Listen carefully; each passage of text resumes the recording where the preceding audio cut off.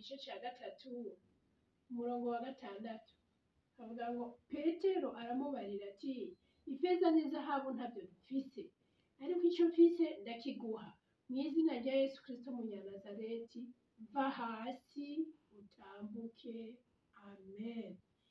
Ni wewe nzaniye uyu munsi ubuntu bwo kuva hasi ugatambuka vyanka bikunda mw'izina rya Yesu Kristo.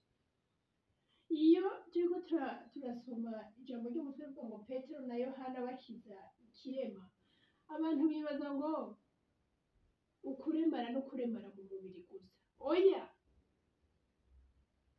no mu buryo bw'impwemu abantu barashaka kuremara. Haleluya. Kandi nawe waremaye mu buryo bw'impwemu, ni wewe mbwiye ngo mw'izina rya Yesu haguruka utambuke mw'izina rya Yesu Kristo. Umva, nje kubwira wewe wari warifuje gusenga ukinjira ukarwebera ukamara n'amasaha arenga 3, 6 vyari vyaranze, wari waramugaye, ariko uyu munsi ndavuze ngo va hasi utambuke ugendagenda usenga amasaha 6 mw'izina rya Yesu. Niwe wari waramugaye mu kuvuga mu ndimi, uhora ubona abandi bavuga mu ndimi canke bariko barasenga umwanya munini ukavuga ngo mbega jewe ni biki, je sinavutse nk'uko abandi bavutse, je sinakijijwe nk'uko abandi bakijijwe. Oya, ni intambuko ukwiye gutera uyu munsi nk'uko Petero na Yohana babwiye irya kirema ngo duhanga amaso. Nanje ndakubwiye ngo hanga amaso Yesu aka kanya bicemwo mw'izina rya Yesu Kristo. Uyu munsi ubuntu bufatanye ururimi rwawe n'ururimi rwa mpwemu yera utangure kuvuga mu ndimi mw'izina rya Yesu, ko twarabihawe mw'izina rya Yesu. Ijambo ry'Imana rivuga ngo ibimenyetso bizokurikira abizeye nibi, harimwo kuvuga mu ndimi zitamenyekana mw'izina rya Yesu Kristo. Ni wowe uhora wama wumva ngo neretswe, mukavuga ngo none jewe ko kuva mbaho ntarigera ndota, ntarigera nerekwa, bigenda gute? Avuga ngo wari wararemaye mu buryo bw'amaso y'impwemu. Aka kanya ndavuze ngo nawe ubohoke ukire mw'izina rya Yesu Kristo. Haleluya. Umva, ni wewe wahora utinya no gushinga intahe ivyo Yesu yagukoreye, ukumva ubwoba.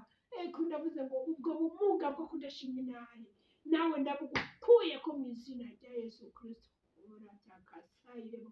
Ni wewe wahora utinya no guhaguruka muvuga ijambo ry'Imana uko ringana kose, uhora wa muri kure turabye rivuga ijambo ry'Imana ukavuga ngo yo ngo mwarahiriwe, nawe barahiriwe. Uno munsi ndagufatanije n'ubwo buntu butuma uhaguruka ukavuga ijambo ry'Imana mw'izina rya Yesu Kristo. Urakasayirebo ndesaya.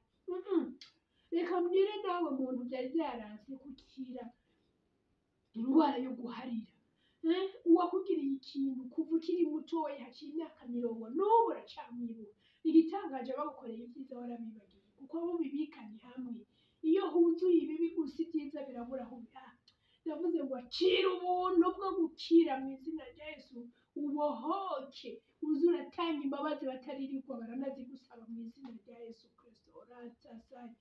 Ni nawe kandi ururimi wakugoye, wamuteranya abantu, wamubesha, wamuvuga ibitagira umutwe nawe iyo ariko arakwagiriza ukavuga ati ni kuri ivyo nabivuze bigenze gute. Ndavuga ngo ubwo n'ubumuga bwo mu buryo bw'impwemu, nawe akira gukira mw'izina rya Yesu Kristo. Haleluya. Cyo gusaba ubunyene nkiriko ndavuga, hanga amaso Yesu Kristo abikora.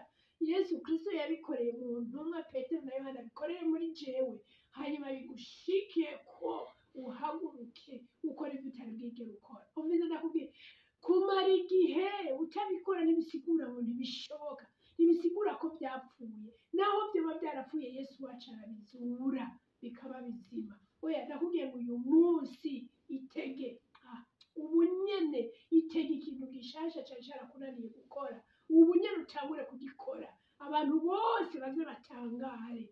Nawe uhimbaza Imana mw'izina rya Yesu Kristo. Uratakasanye. Reka ngusengere data mwiza mw'izina rya Yesu Kristo. Ndagushimiye ko uno munsi urekuye ubuntu budasanzwe. Hari ivy'imibiri vyari vyarapfuye, vyari vyaramugaye ukijije, hari ivy'impwemu vyari vyaramugaye ukijije. Uburema bwose ndagushimiye kubutandukanije n'abantu bawe uyu munsi, abatahora berekwa batangure bagiye gutangura kwerekwa uyu munsi, abatahora bavugishwa bagiye gutangura kuvugishwa uyu munsi, abatahora bashinga intahe bagiye gutangura gushinga intahe uno munsi, abo byari byaranse ko basenga bakatwebera bagiye gutangura gusenga mu izina rya Yesu. Uno munsi abantu byari byaranse yuko bagumya ururimi bashira ururimi kuri disipurine, uyu munsi bigiye gukunda mu izina rya tugiye kumva intahe nyinshi ko byari byarabananiye uno munsi byashobotse mu izina rya Yesu. Urakoze Mwami kubikoreye kwihesha icyubahiro, amashimwe icyubahiro n'ibi byawe ubu ntibidashira mu izina rya Kristo. Amina.